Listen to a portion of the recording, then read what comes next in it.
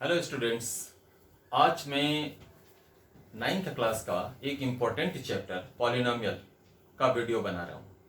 ये chapter one of the most important chapter में से कंसीडर किया जाएगा। क्यों?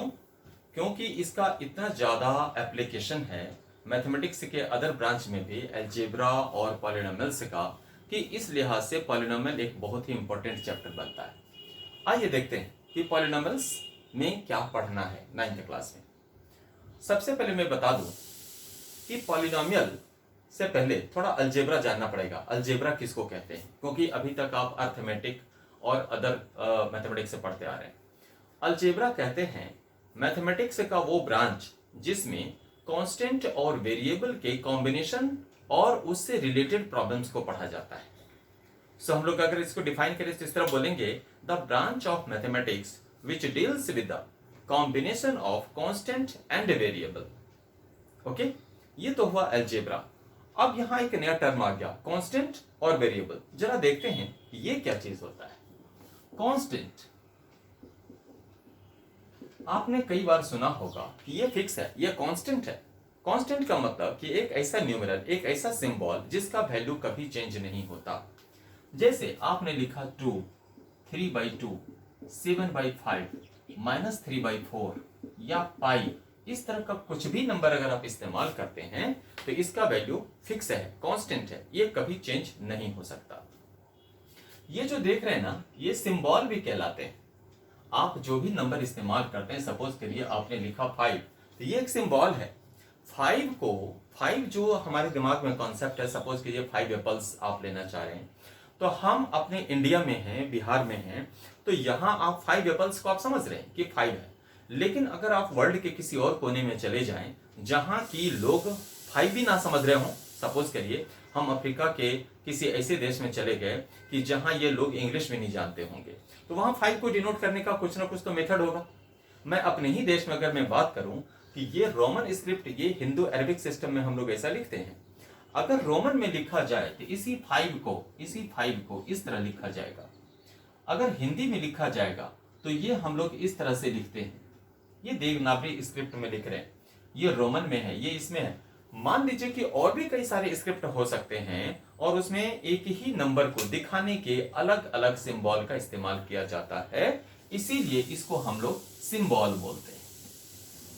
तो कांस्टेंट वैसे सिंबल्स हैं जिसका वैल्यू कभी चेंज नहीं होगा, किसी कीमत पर नहीं होगा। तो कुछ ऐसे भी सिंबल्स होते होंगे जिसका की वैल्यू चेंज हो सकता है, जैसे x, y, z, p, theta, alpha, beta, gamma, delta. इस तरह का कई सिंबल जो हम इस्तेमाल कर रहे हैं, इसका वैल्यू कुछ भी हो सकता है। अलग अलग केस में, अलग अलग कॉन्टेक्स्ट में इसका वैल्यू चेंज हो सकता है। जैसे अगर आप डिग्री के केस में लेंगे तो वहां इसका डिग्री में वैल्यू आएगा। अगर मान लीजिए किसी एज वाला क्वेश्चन बना रहे हैं, वहां भी हम लोग बोल देते हैं let the age of Ram is equal to x. तो इस तरह एक्स, वाई, जेड इस सब का मैक्सिमम और वर्सेटाइल यूज होता है।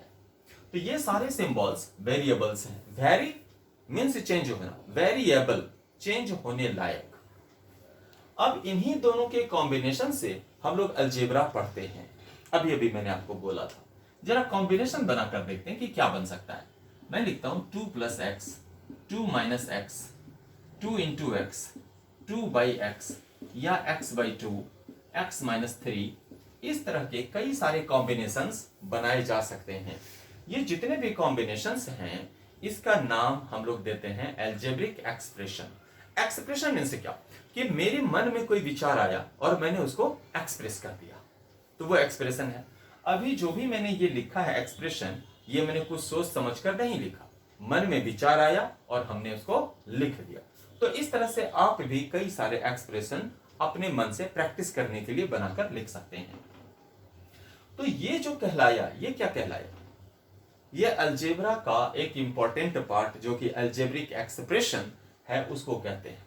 अब अलजेब्रिक एक्सप्रेशन में ऐसा नहीं है कि मैंने एक ये ऑपरेशन डाला, एक यहां डाला, एक डाला, एक एक ही हो सकता है, नहीं, मोर देन वन ऑपरेशन भी आप डाल सकते हैं। जैसे मान लीजिए कि मैं लिखता हूं कि x + 3 × y + z / 4।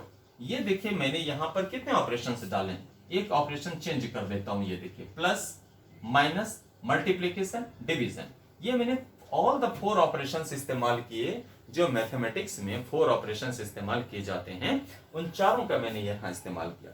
तो ये भी एक तरह का अलजेब्रिक एक्सप्रेशन बना। सो अलजेब्रिक एक्सप्रेशन को कैसे डिफाइन करेंगे? कहते हैं the combination of constant and variable with some or all the mathematical operations. मतलब मैथमेटिकल ऑपरेशंस यहां मैंने 4 तो किए ही हैं इस्तेमाल, और भी मैथमेटिकल ऑपरेशंस यहां इस्तेमाल किए जा सकते हैं। तो वो सारा का सारा, ये जितना भी इस तरह का कॉम्बिनेशन बनाकर हम लिखेंगे, ये सब का सब क्या कहलाएगा? अलजेब्रिक एक्सप्रेशन कहलाएगा। ठीक है जी।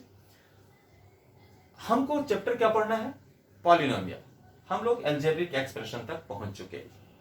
पॉलिनोमियल्स कुछ और नहीं होता है, एक खास तरह का अलजेब्रिक एक्सप्रेशन को ही हम लोग पॉलिनोमियल नाम देते हैं। तो वो खास तरह का अलजेब्रिक एक्सप्रेशन कौन होता है, यहां समझने वाली बात है। वैसा अलजेब्रिक एक्सप्रेशन जिसमें x का जो पावर होता है, या मैं इससे पहले एक और छोटी सी चीज डिस्कस कर देता हूं, फिर आपके समझने में ज्यादा आसानी हो जाएगी। इसमें एक टर्म इस्तेमाल किया जाता है डिग्री और टर्म्स। जरा डिग्री देखें, डिग्री किसको कहते हैं? डिग्री मैं लिखता हूं x प्लस 4, मैंने लिखा x square minus 2x plus 4। जरा देखते हैं इस अलजेब्रिक एक्सप्रेशन में x का पावर क्या है, x पे एक्सपोनेंट क्या है? कुछ भी नहीं। तो जहां कुछ पावर नहीं होता है वहां पावर 1 होता है। तो अगर इसका पावर 1 है तो इसको हम बोलेंगे डिग्री 1। इसका डिग्री कितना है? 1 है। यहां देखिए x का इस अलजेब्रिक एक्सप्रेशन में जो वेरिएबल इस्तेमाल किया गया है x, उसका मैक्सिमम पावर कितना है? 2। इसीलिए इसका डिग्री कितना हो जाएगा? 2। अगर मैं लिखता हूं x cube minus 3x square plus 7x plus 5, तो इसका डिग्री क्या हो जाएगा? इसका डिग्री हो जाएगा 3। समझ गए? अगला एक चीज और आता है टर्म। टर्म किसको कहते हैं? तो जो अलजेब्रिक एक्सप्रेशन हमने लिखा था जैसे 3x प्लस 7, तो यहां ये प्लस साइन से ये जो दो सेपरेट किए हुए कॉम्बिनेशंस हैं, इसको हम लोग टर्म्स बोलते हैं। मैं एक और लिखता हूं 3x minus 7y plus 5z। तीन वेरिएबल को मैंने इस्तेमाल कर दिया यहां पर, और यहां प्लस और माइनस साइन से सेपरेट किया हुआ कॉम्बिनेशन से हैं। तो ये टर्म्स कहलाएंगे। आप इसको और आसानी से समझने के लिए समझिए कि किसी भी अलजेब्रिक एक्सप्रेशन में जो कॉम्बिनेशंस हैं वो अगर प्लस और माइनस साइन से सेपरेट किए हुए हैं तो वो टर्म्स कहलाएंगे सिंगल सिंगल टर्म। मैं एक और अलजेब्रिक एक्सप्रेशन लिखता हूं, जैसे इसको मैं लिख दूं, यहां कितने टर्म्स हैं? यहां 2 टर्म्स हैं। यहां कितने टर्म्स हैं? यहां 3 टर्म्स हैं। ओके। अब यहां एक और मैं लिखता हूं 3x square minus 5x into 7y plus 5x divided by 7y। यहां देखिए, अगर पूछा जाए यहां कितने टर्म्स हैं, तो आप में से बहुत सारे स्टूडेंट क्या करेंगे, करते हैं अक्सर क्लास में, कि इन सबों को काउंट करके बोल देते हैं कि 1 2 3 4 5 टर्म्स हैं। नहीं, ऐसा नहीं है। यहां ये एक टर्म होगा, ये एक टर्म होगा, ये एक टर्म होगा। क्योंकि मैंने अभी क्या बोला कि जो अलजेब्रिक एक्सप्रेशन में जो कॉम्बिनेशन प्लस और माइनस साइन से सेपरेट किए हुए हैं वो सिंगल टर्म कहलाएंगे। इसका मतलब कि जो कॉम्बिनेशन मल्टीप्लिकेशन और डिवीजन से अटैच्ड होंगे वो सिंगल टर्म कंसीडर किए जाएंगे। ये देखिए, ये सिंगल टर्म कंसीडर होगा। पूछे क्यों?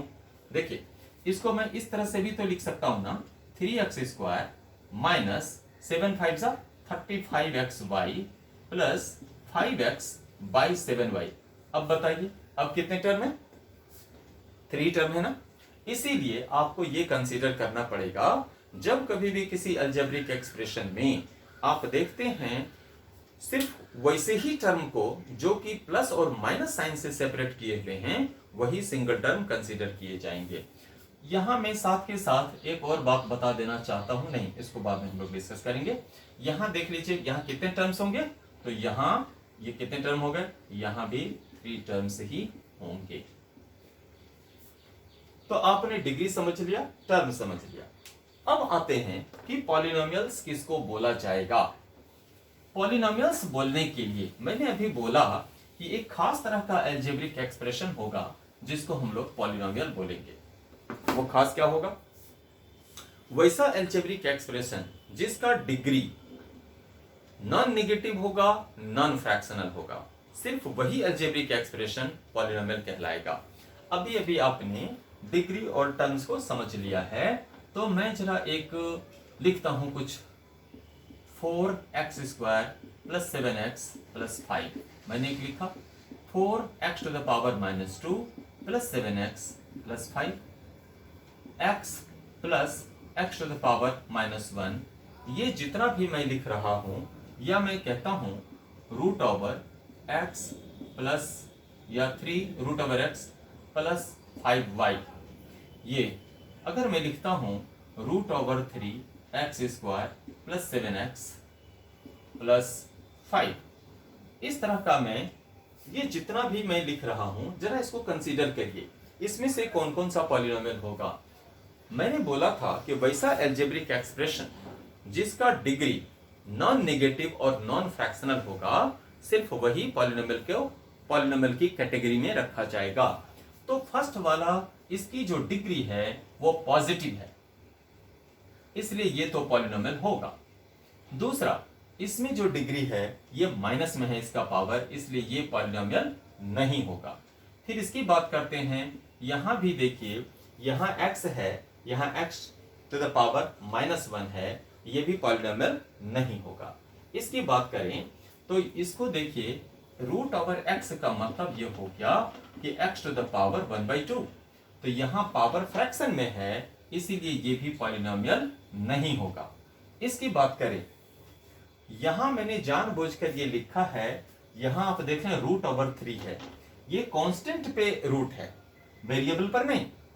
तो चूंकि वेरिएबल पे पॉजिटिव ही है पावर, इसीलिए ये पॉलिनोमियल होगा। ऐसा ना हो कि गलती से आप जब कांस्टेंट पे देख रहे हैं कोई पावर, उसको भी आप पॉलिनोमियल की कैटेगरी से छांट दें तो गलत हो जाएगा। सो आपको कई सारे एक्सप्रेशंस दिए जाएंगे ये आइडेंटिफाई करने के लिए कि whether it is a polynomial और नॉट। तो वैसे केस में हम क्या करेंगे, हम देखेंगे अगर कोई एक्सप्रेशन होगा उसको थोड़ा सा सिंप्लीफाई कर लेंगे। सिंप्लीफाई करने के बाद उसका एक्चुअल रूप आपको दिखाई देगा। जैसे फॉर एग्जांपल अभी वैसे तो मैंने लिखा है, पूछा जाएगा कि क्या ये पॉलिनोमियल है, तो हम लोग इसको पहले सिंप्लीफाई कर लेंगे। हम लिखेंगे x + x to the power -1 और उसके बाद डिसाइड करेंगे कि ये पॉलिनोमियल है कि नहीं है। तो ये पॉलिनोमियल नहीं है, यही एग्जांपल मैंने यहां दिया था। ठीक है, तो ये तो हो गया कि हमने ये सोच लिया कि पॉलिनोमियल्स किसको कहते हैं।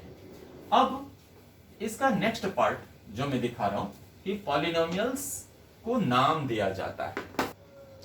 पॉलिनोमियल्स को नाम दिया जाता है। सो हम लोग यहां लिखेंगे कि polynomials can be named, polynomials can be named on 2 basis. Polynomials को नाम तो दिया जाता है, 2 बेसिस पर नाम दिया जाता है। कौन कौन सा, वही जो मैंने आपको बताया। First, on the basis of number of terms. पहले इसको देखते हैं, on the basis of number of terms, इसमें क्या क्या नाम होगा।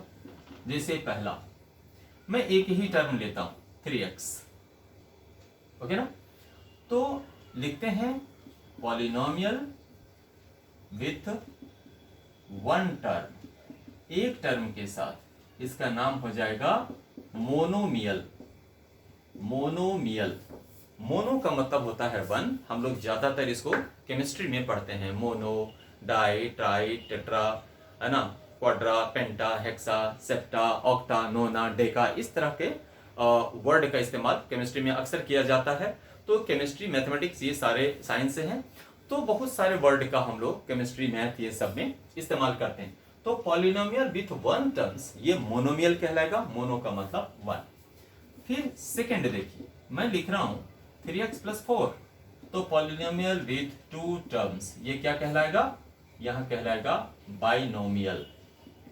आगे चल के आप बाइनोमियल का और भी इस्तेमाल देखेंगे जब 11th 12th का आप मैथ्स पढ़ेंगे। Third 3x square plus 7x minus 5, polynomials with three terms ये क्या कहलाएगा, ट्रिनोमियल, ये ट्रिनोमियल कहलाएगा। 4x cube plus 7x square minus 5x plus 3, polynomial with four terms 1 2 3 4, ये क्या कहलाएगा, ये कहलाएगा क्वाड्रानोमियल या क्वाड्रिनोमियल, जो भी आप बोलना चाहें, क्वाड्रिनोमियल।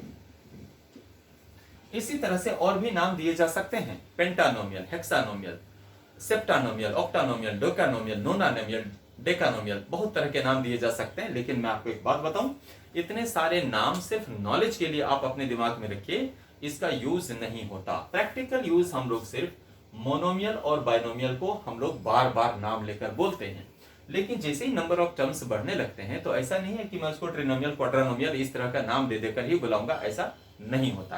प्रैक्टिकली ऐसा नहीं होता, बट आपको नॉलेज में रखना है इस तरह का।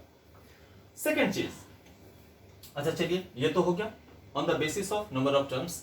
Second on the basis of degree, मैं इसी को यहां चेंज कर देता हूं, on the basis of degree.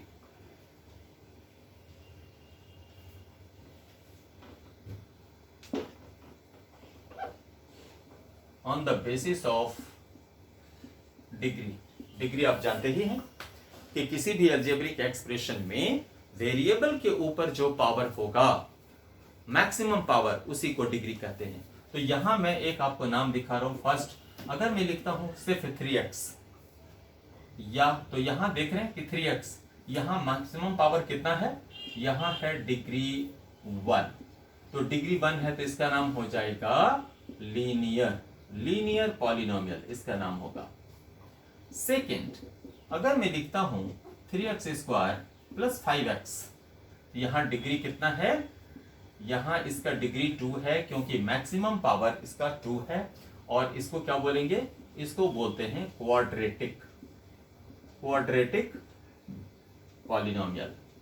Third 4x cube plus 7x square minus 3x plus 4, यहां इसका डिग्री 3 है, इसलिए इसका नाम हो जाएगा ट्रिनोमियल। ओके।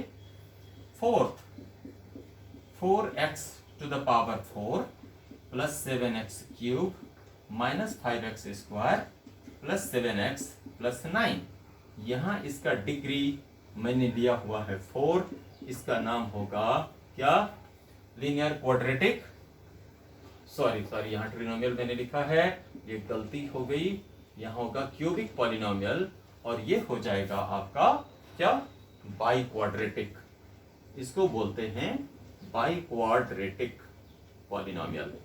ओके, तो इस तरह से आप पॉलिनोमियल को नाम दे सकते हैं। मैं एक बार फिर कहूंगा कि जब आप एनसीईआरटी का या आर.एस. अग्रवाल के बुक से जब आप क्वेश्चन बनाएंगे तो वहां ऐसे क्वेश्चन दिए हुए हैं जहां आपको आइडेंटिफाई करना है।